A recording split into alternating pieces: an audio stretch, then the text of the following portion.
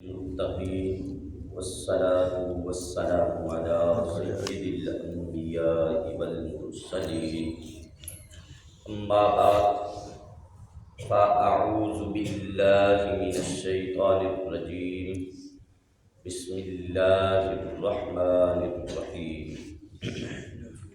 اللهم صل على سيدنا ومولانا محمد وبارك وسلم عليه صلاة وسلاما عليك يا سيدي يا رسول الله وعلى آلك وأصحابك يا سيدي يا حبيب الله اللہ رب العالمین جل جلالہ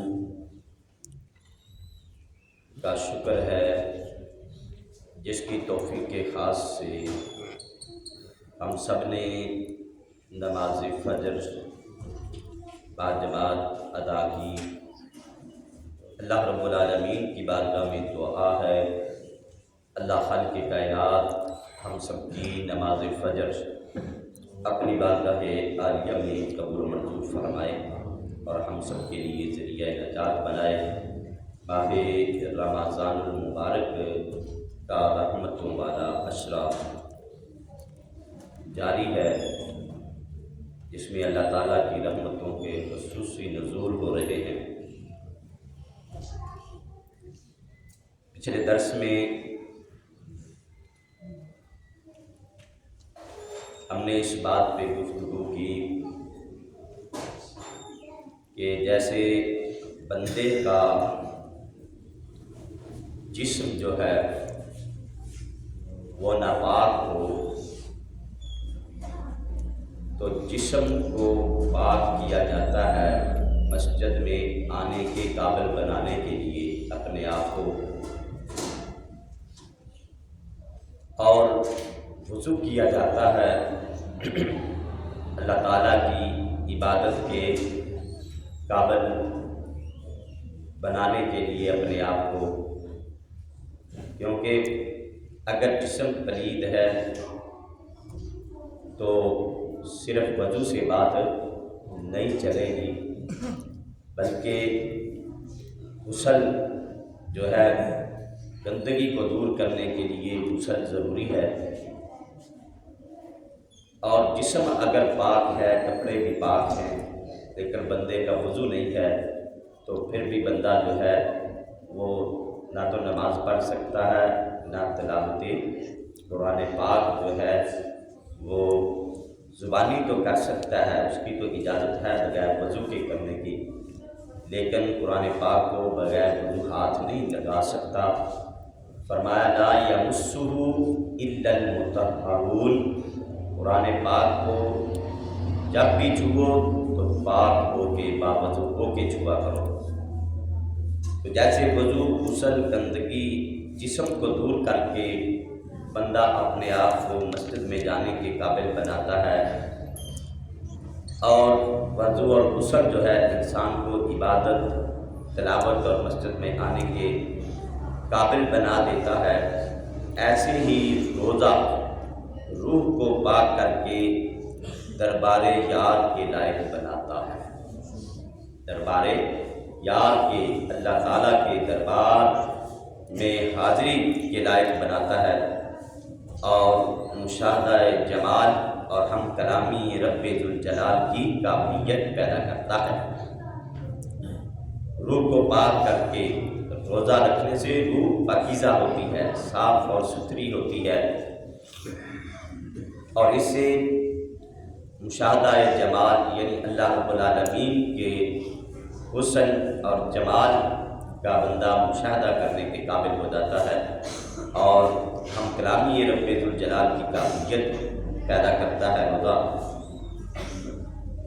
جب موسیٰ علیہ السلام کوہ طور پر جاتے ہیں تو روزہ رکھ کر جاتے،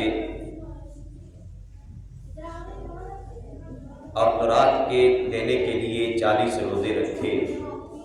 حضرت موسیٰ کلیم اللہ علیہ السلام نے بنی اسرائیل سے یہ وعدہ فرمایا تھا کہ جب تمہارا دشمن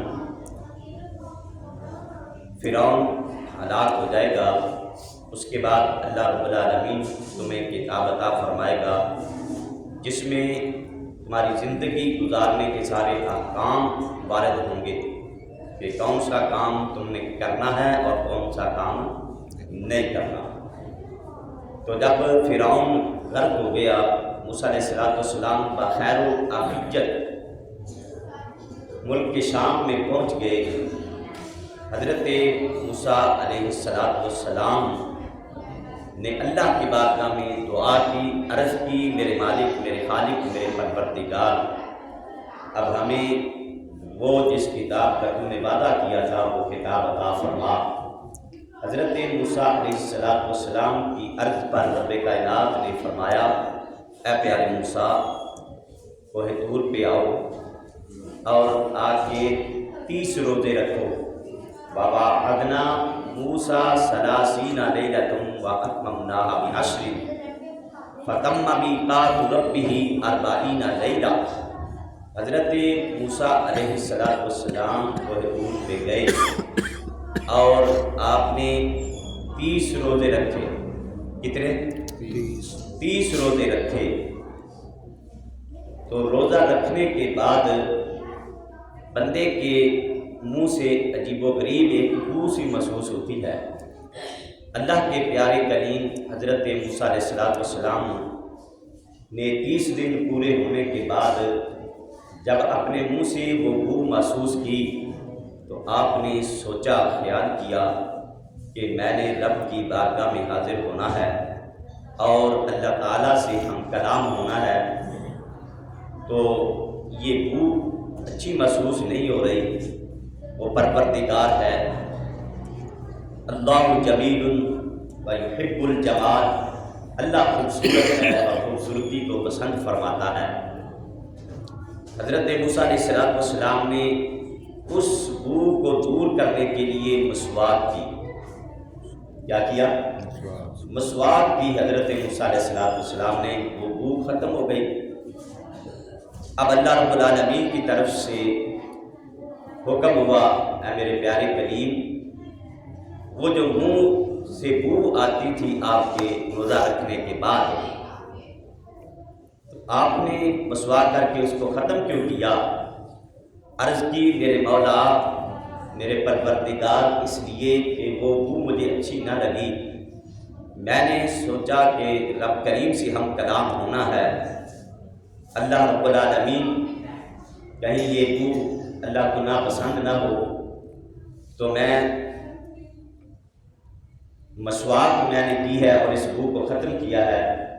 اللہ رب العالمین نے فرمایا کہ اے موسیٰ، تمہیں کیا پتا کہ روزے دار کے منہ سے جو بو آتی ہے مجھے مشک و عنبر سے بھی زیادہ پسند ہے، مشک و عنبر سے بھی زیادہ پسندیدہ ہے۔